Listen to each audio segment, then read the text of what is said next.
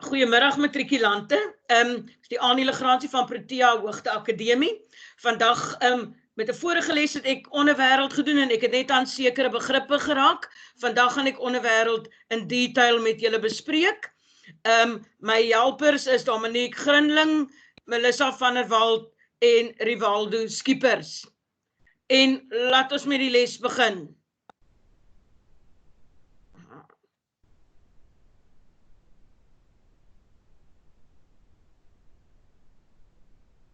Soos julle daar sien, Onderwêreld van Fanie Viljoen. Ek het nou eendag net met julle die begrippe deurgegaan, maar vandag gaan ek dit in detail bespreek.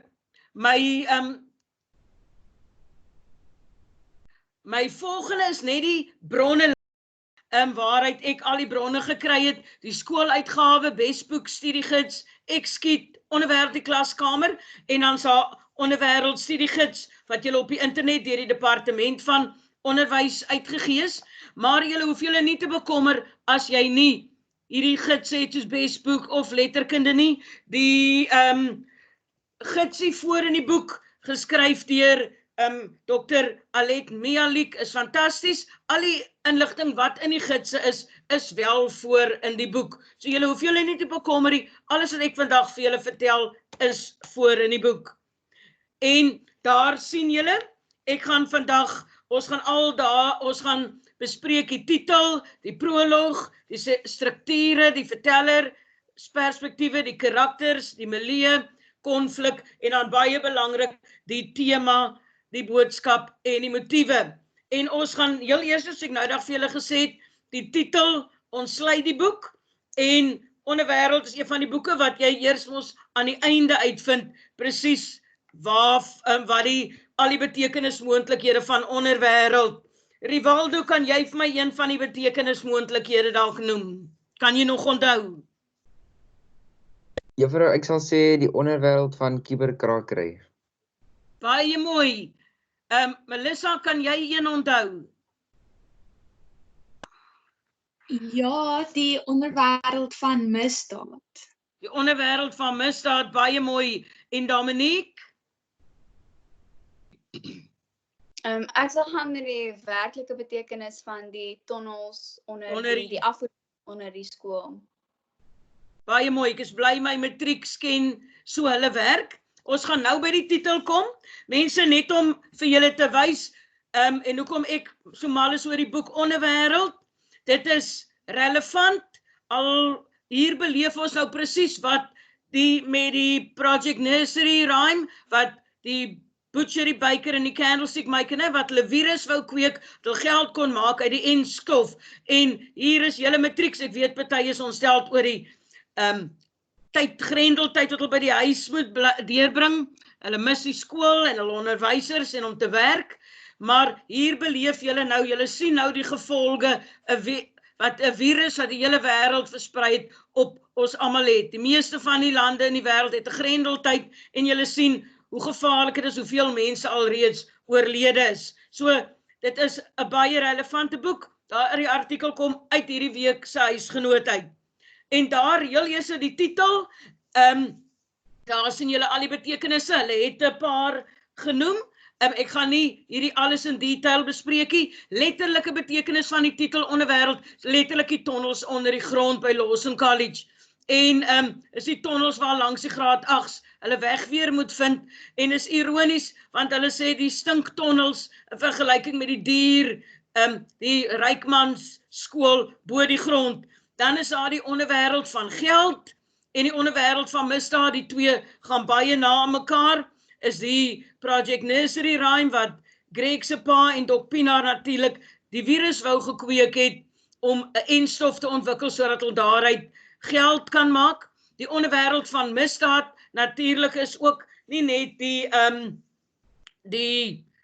virus wat hulle kweek is natuurlik die misdaad. Greg raak al hoe meer betrokke by die kuberkrakery en hy verbreek reëls.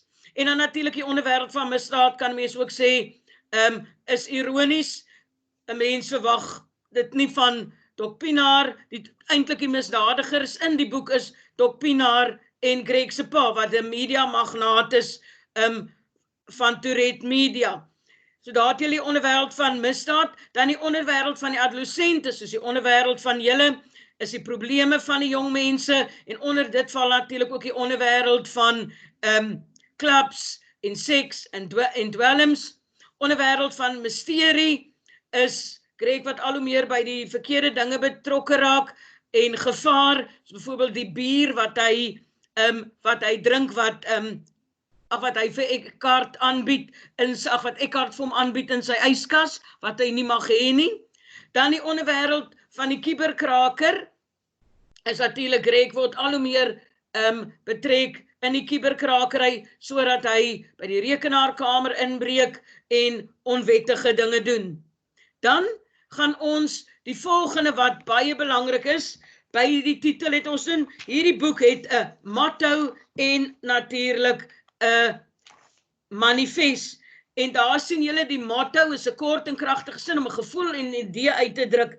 En hierdie motto sit vir ons onderwêreld, dit sit ons onmiddellik, suggereer vir ons, dit gaan oor sekuriteit en rekenaarstelsels, netwerk en kuberkrakers. En dit sit ons onmiddellik in die wêreld van die kuberruim. En dan die manifest, die kuberkraker se manifest is ook voor in die boek Werkers Manifesto, verwys na die jeugdige se opstand teen die skool en ouerlike gesag en die kubergenerasie aan die ander kant. Daar sê hy byvoorbeeld, hier kan julle agterkom, dalk verwys dit na Eckhart. Hy sê, mine is a world that begins with school. I'm smarter than most of the other kids. This crap they teach us bores me. So daar kan julle sien, dit kom uit die manifest uit, en daar met die Hackers Manifesto kan julle sien, dit het iets met rekenaars te doen. En dan, belangrik wat julle moet ken, die verhaalstruktuur, die intrige of die verhaallyn of die verhaalstruktuur, is hoe die gebeure in die verhaal volg op mekaar. En die skrywer skryf dit met die oog om die heeltyd spanning te wek, en te maak dat ons as leser die boek wil lees, so die verhaal, die boek volg, die gebeure volg op mekaar, tot by die klimaks, en wat dan die afloop is. So daar moet 'n spanning, die klimaks wees, die hoogtepunt, dat mense aanhou lees, en dan die subintrige is natuurlik al hierdie ander gebeure. So mense kan sê die hoofintrige is Eckhart se verdwyning, en waar hulle vir hom soek, en dan die subintrige is al die ander stories wat daarby inskakel. En dan, omdat dit van die Viljoen is baie oulik, omdat dit gaan oor onderwêreld, het hy hierdie hele roman geskryf, dat dit is soos die struktuur is soos die aansit en die afskakel van 'n rekenaar. Nou, laat ons sien. Dominique, kan jy vir my sê, die roman het 2 verhaallyne. Kan jy dalk nog onthou wat een van die verhaallyne is? Een van die verhaallyne, ek is nie seker of dit die ewe of die onewe hoofstukke is nie, maar een van die verhaallyne is waar Eckhart en Greg begin vriende raak het en waar hulle ontmoet het in hulle verlede. Dit is die verlede, dit is die ewe getalle, baie mooi. En laat ons aangaan hier, het ek dit vir julle? Daar sien julle, ek sê, hulle sê maar soos die ander afskakel van 'n rekenaar, daar het jy die struktuur van die boek. Die proloog is die begin, die sign aandeel. Dan die sentrale hoofstuk is, die sentrale deel is die hoofstukke, die 35 hoofstukke, en dan die hoofstukke is ons die 2 verhaallyne. Die een hoofstuk is die hede, en die een is die verlede. En daar sien julle al die onewe getalle is in die hede, en die hede is die wat Greg vir Eckhart soek. Is Eckhart se verdwyning en Greg wat vir hom soek. En die verlede is die hele storie hoe hulle vriende geraak het. En dan die epiloog is die log-off gedeelte. En dan sien julle daar 'n rekenaar se log file is al die transaksies, is al die leers, hy teken dit aan, so dit is sy transaksie geskiedenis. So is wonderlik, die boek is geskryf soos waar jy rekenaar aansit, al jou werk stoor en dan afsit. En dan natuurlik die bou van Onderwêreld, moet julle ken, die eksposisie, die verwikkeling, en soos ek gesê, die gebeure loop tot die klimaks, die hoogtepunt, en dan die afloop. Dis om die mense se aandag te hou. En ek gaan net vinnig deur al die die verhaalstruktuur. Eksposisie mense is altyd die eerste kennismaking. Jy maak kennis met die karakters, die ruimte en die tyd. En die eksposisie is die proloog en hoofstuk 1 en 2. In die proloog sien ons hierdie seun wat na sy pa se studeerkamer loop. In hoofstuk 1 en 2 leer ons vir Greg ken en hy word ons wakker gebel deur sy vriendin Nicole. So ons sien dit. Ons sien ook dat hy glad nie met sy pa oor die weg kom nie. Al die druk wat sy pa op hom sit om te presteer. En dan sien ons die ruimte is Lawson College en 'n ryk man skool. En in hierdie gedeelte ontmoet hy ook vir Eckhart. Dan die verwikkeling is hoe die storie verder ontwikkel en hierdie is hoofstukke 3 tot 6 en ons leer van Eckhart se verdwyning. In hierdie tyd is dit ook die trappers inlywing en Eckhart begin vriende maak, waar Eckhart die eerste dag wat Greg hom ontmoet en was hy nie vriendelik met Greg nie, en dan in hierdie hoofstukke maak hy vriende, wat hy vir hom intrek in die kuberruimte, wat hy mos in Greg se kamer eendag instap en sê, jy het ook so 'n pa, né, wat die indruk wek, dat hy en Greg dieselfde pa het, sodat hulle vriende kan wees.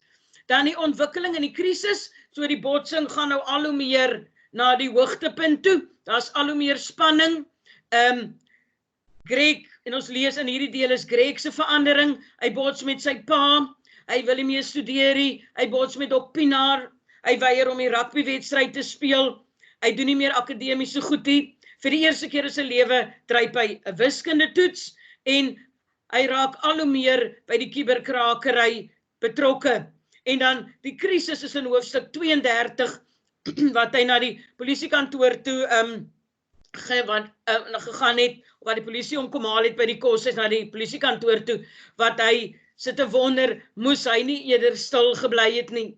En dan is hy openhartig met sy ma en pa, en vertel alles vir hulle. En dan, natuurlik, die hoogtepunt is die hoofstuk in Clarence, waar Greg in die venster uitstaan en kyk en dan vir Eckhart agter hom sien, en daar vind uiteindelik die waarheid uit. Eckhart wat wraak neem, en Greg is deel van sy sosiale manipulering. Omdat Greg se pa Dr. Pinaar verantwoordelik was vir die ondergang van sy pa, en hier vind Greg ook uit van Project Nursery Rhyme, dat Dr. Pinaar die butcher is, sy pa die candlestick maker, en dan is daar nog die baker. En is ironies, dat sy pa die candlestick maker is, hy is die eienaar van die media maatskappy, hy is veronderstel om inligting aan die mense te versprei, wat hy egter nie gedoen het nie. En dan die afloop is die epiloog, waar Greg in die kar sit, op pad terug Johannesburg toe, en nou kan hy sit en dink oor sy toekoms, en wat hy verder gaan doen.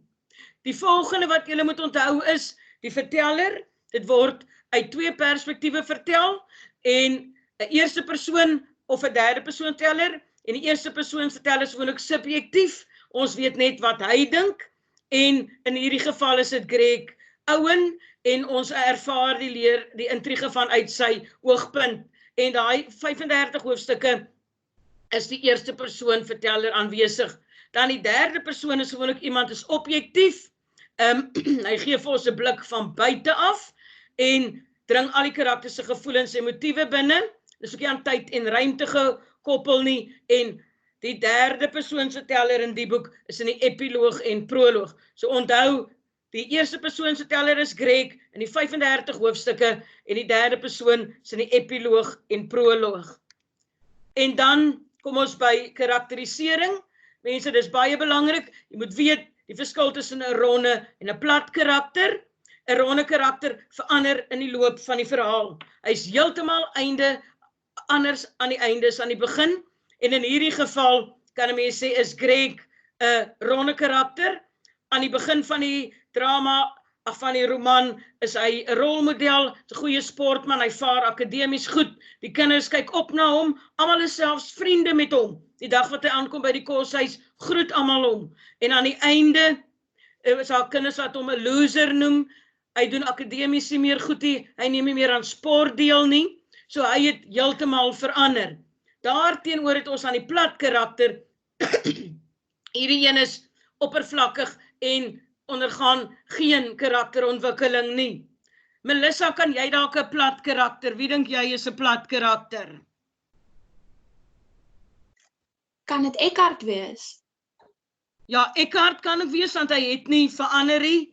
Dit kan ook nie Cole en sy ma. Nee, Eckhart is 'n plat karakter, want hy verander nie in die verloop van die verhaal nie. En dan mense moet julle net onthou, die volgende 2 karakters, tipe karakters, word in Onderwêreld onderskei, 'n hoofkarakter en 'n bykomende karakter. Die hoofkarakter staan sentraal, hulle is betrokke by die meeste konflikte en hulle karakter groei, en dan die bykomende karakters hulle is onbelangrik, hulle rolle tot belangrik, onbelangrik tot belangrik, ja, en hulle groei nie, en ons gewoonlik die plat karakters. En dan net vinnig, hoe leer ons die karakters ken? Hoe skep die skrywer karakter? Ons sien dit oor hoe hulle beskryf, soos hy van Eckhart sê, die donker hare en die donker wenkbroue, deur sy handeling, kry wat hy meer gaan sport doen nie, wat hulle sê en dink, hoe mense met hul praat, kry se pa sê, hy's ruggraatloos, hoe ander van hul praat, na die tyd noem hulle vir Greg 'n loser. En dan het ek, en by matriekklas het hierdie vraag uitgewerk, ons het Eckhart en Greg met mekaar vergelyk. Hier sien julle, Greg is die protagonis, jy moet onthou wat 'n protagonis is, en Eckhart die antagonis. Die protagonis is die goeie ou, die held, en die antagonis is die slegte ou. En hy bied teenstand teen die protagonis. En hier kan julle die verskille sien. Greg is 'n hoofseun, hy's 'n goeie rugbyspeler. Sy pa verwag 9 onderskeidings, en sy pa verwag dat hy so John moet wees. Hy is sy pa se skouperd, en hy's populêr, en dan het hy emosionele knak met John se selfmoord. En dan sien julle, Eckhart is weer nie, hy's 'n buitestander, hy meng nie met iemand nie, hy neem nie aan spansport deel nie, hy sou weer teenoor Greg glad nie populêr nie, en wat hom knak is sy pa se verdwyning, né? Sy pa se ondergang. En dan Greg rebelleer teen gesag deurdat hy 'n kuberkraker word, hy doen akademies swak, hy praat terug met Dok, en Greg, Eckhart rebelleer teen gesag, want hy's 'n kraker, en hy probeer Dok Pienaar en Greg se pa ondermyn, en die kinders begin vir Greg 'n loser noem, en dan ontbloot hy die waarheid oor die korrupsie, en daar, Melissa is reg, Eckhart is verander glad teen die roman nie, hy's 'n plat karakter, hy kry net die reg om wraak te neem.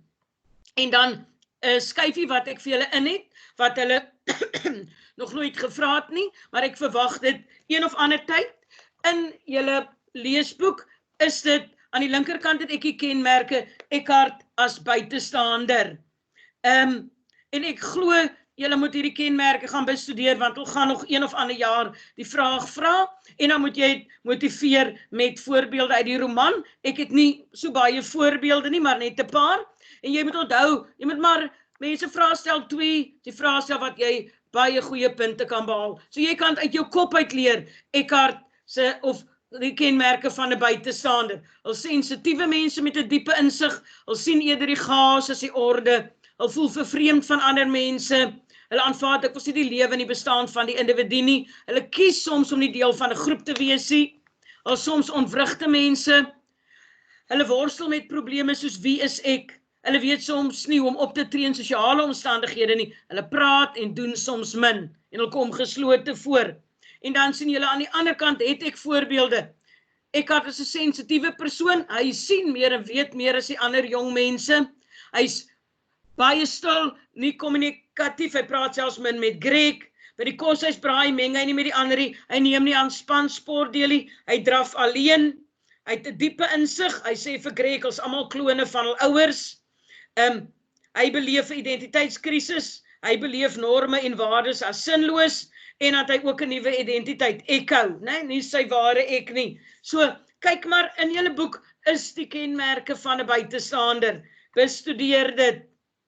Dan kom ons, baie belangrik, innerlike en uiterlike konflik. Uiterlike konflik, en dat ek hier 'n paar voorbeelde genoem, julle weet dis botsings tussen karakters, en dit kan ook tussen 'n karakter en sy omgewing of die natuur wees. En as hulle bijvoorbeeld vir julle 'n lang vraag vra oor innerlike en uiterlike konflik, noem eers die definisies vir jouself, skryf, sorg dat jy dit ken, skryf dit neer, en dan kan jy dit motiveer uit die boek uit.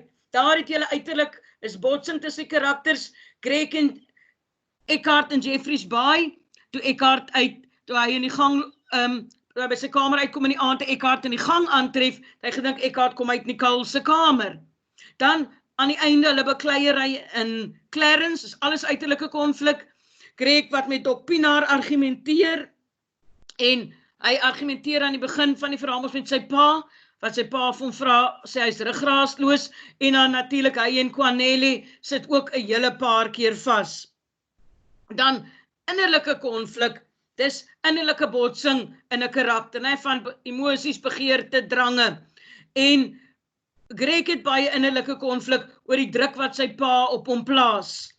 En sy pa het toekomsplanne vir hom, wat hy op die ouende sê, hy wil nie daar in daardie rigting studeer nie.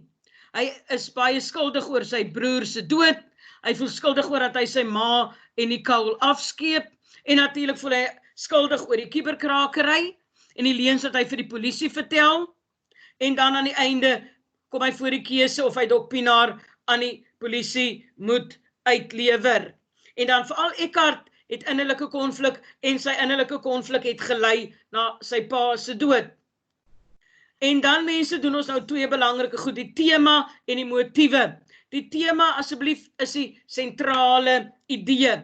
En die tema in Onderwêreld is sosiale manipulering, kuberkrakery en die bevraagteken van gesagsverhoudings. So, die tema is gewoonlik universeel en nie tyd, ruimte of karaktergebonde nie. En ek het die volgende 3 temas het ek juis in 'n tabel, dat julle die 3 by mekaar kan sien en dit kan onthou, want hulle kan in die eindeksamen vir jou langvraag vra, die tema of die motiewe. En asseblief, leer uit julle kop uit die temas is net die 3, daar is 6 motiewe. So sorg dat jy weet, die verskil ken tussen temas en motiewe.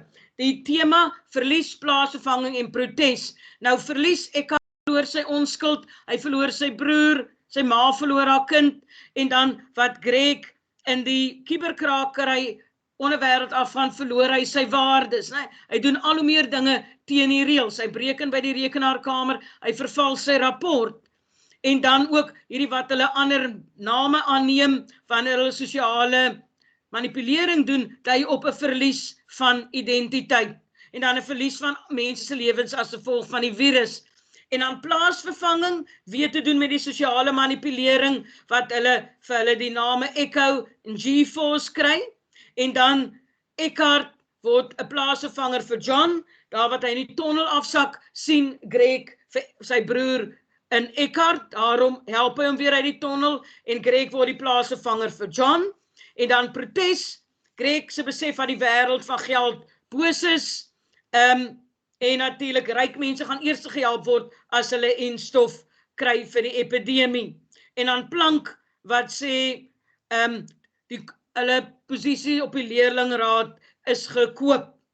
En nou gaan ons na die motiewe toe. Dit is 'n karaktergebeurtenis wat meer as een keer in die verhaal voorkom. Nou, een van die motiewe is Onderwêreld, al die betekenismoontlikhede. Ons het dit genoem aan die begin van die aanbieding. Dan is daar, so hierdie 6 motiewe, gaan leer dit ook maar as rituele gebruike, soos byvoorbeeld die tonnelritueel, by die Lawson College, Greg en Eckhart eendag gaan perdryd op die grot afgekom, die Boesman rituele, en dan moet julle onthou, waar Eckhart vir Greg help om 'n kuberkraker te word, al die rituele, jy kan nie net onmiddellik begin kuberkraak uit hom stap vir stap gelei om 'n kuberkraker te word. So dit is ook rituele, in die ritueel van rou, sy pa verbied hom om te huil met John se dood en op die begrafnis, en dan huil hy eintlik in die epiloog, en hy kom tot insig. Dan is daar echos se naam, die echos van die gebeure van uit die verlede en die hede, daarom het Eckhart wraak geneem. Dan het ons ook rykdom teenoor armoede, die rykmanskool, teenoor, kan ons sê, die arm kinders op pad na die skool toe ry, hulle ook verby die kinders wat bedel. Plank sê ook die leerlingraadswapen om Greg se baadjie se kwitansie vir die ou wie se pa die skool se begroting die grootste hupstoot gee. En Greg dink ook hy's beter, hy groet mos die terreinbestuurder, want hy dink hy het 'n hoër stand. En rykdom geld is natuurlik die hoofoorsaak wat die familie uitmekaar uitskeer, né? Greg se pa finansiële probleme, daarom raak hy betrokke by Project Nursery Rhyme. En dan lig en donker is baie belangrik. Lig is die lewe, né? Die skool se lese, dis eintlik ironies, want die skool het nie vir hulle lig gegee nie. As julle dink Dok Pinaar wat die skoolhoof is korrup. Né? Dan die trappers het flitsliggies gehad om hulle te help by die tonnels en baie het dit ook nie gebruik nie. En wanneer Greg op die ou einde in die epiloog huis toe ry, dan sien hy die helder motorligte op die pad. En dan dink hy aan die skool se lese lig is die lewe vir die mensdom. So dan kry hy dieper betekenis, hy kan dink oor sy toekoms, né? En insig. En dan baie belangrik, die lig en donker kom veral by Eckhart. Die proloog wat hy in die donker gang loop, na sy pa toe die studeerkamer se lig. Die lig wat half op sy pa se gesig skyn en dan die pistool in sy pa se hand. So veral in die proloog is lig en donker, kom dit baie voor. Dan nog 'n motief is die voëlgriep. Dis natuurlik Dok Pinaar die butcher en die baker. Se Project Nursery Rhyme is hulle doel om 'n nuwe virus te kweek wat hulle gaan versprei om geld te maak uit die griepstof. So onthou die temas, die 3 is protes, plaasvervanging en verlies, en die motiewe is soos voëlgriep, lig en donker, rituele, egos, rykdom en natuurlik onderwêrelde. So sorg dat julle weet die verskil tussen temas en motiewe. So aan die einde van die jaar vra temas, dat jy daardie 3 antwoord. En dan het ons die verhaal verteltyd en vertelde tyd. Die verteltyd is die hoeveelheid bladsye, né? Die vertel van 'n verhaal, en dis 246 bladsye. En die verteltyd is die periode wat die storie vertel, en 'n onderwêreld is dit nou die terugflitse, en dit speel oor 8 dae af, né? Wat hulle, die donderdag aand wat Greg verdwyn tot die Vrydag aand. Maar daar sien julle die totale tydsloop kan dalk oor jare strek, van Eckhart se ondervinding as 11-jarige tot hy by Lawson College aansluit. En dan heel laaste belangrik, die ruimte waar hulle bevind. Julle weet natuurlik, die sentrale deel is die Drakensberge, en deur Greg sien ons hoe die skool lyk. Hulle beskryf ligverkoeling in hulle kamers, dan sien julle die 2 sitkamers, die sitkamer met die leerbanke en hulle 'n groot televisie. So daar sien julle al die leksheid wat hy beskryf. Daar selfs rekenaars, printers, huisbak waarna hulle boontoe gaan. So daai ruimte is belangrik. Dan is daar ook Eckhart se pa se kantoor, Jeffreys Bay, die nagklubs en dan veral Clarence waar die hoogtepunt is. En julle kan sien die ruimte het wel 'n invloed op die karakters, want Greg en Eckhart praat van die skool se ingehoktheid en inperking van vryheid, omdat dit so afgesonderde omgewing is. En dan jou laaste, die rekenaarwêreld word ook in die onderwêreld ingespan, hè? Dis die wêreld van nulle en ene. En dis ook die wêreld wat vir Greg 'n ontvlugtingswêreld word en nuwe uitdagings en dit sluk hom in, veroorsaak dat hy van sy waardes verloor, nie meer rolmodel is vir die leerders nie, en hulle nie meer opsien na hom nie en hom 'n loser noem.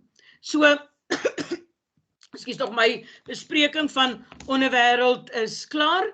So ek hoop dit het vir julle gehelp om die boek beter te verstaan. So onthou, belangrik dat julle weet die verhaallyn, die intrige, die hoofstorie, Eckhart se verdwyning, dat julle weet van die eksposisie, die hoogtepunt, in hoofstuk 33, waar Eckhart vir hom die waarheid vertel, dat julle ken konflik, innerlik en uiterlik, dat julle weet die 3 temas, protes, plaasvervang, verlies, julle al die motiewe ken, en natuurlik baie belangrik ook die bou, die proloog, die verloop, soos 'n rekenaarprogram, die rekenaar aanskakel, en die epiloog, wat Eckhart, Greg in die kar sit, en hulle ry terug Johannesburg toe en sy ma en sy pa in die kar agter hom. Daar is soveel lig en donker wat sy pa se gesig is in die donkerte en dan die ligte in die pad.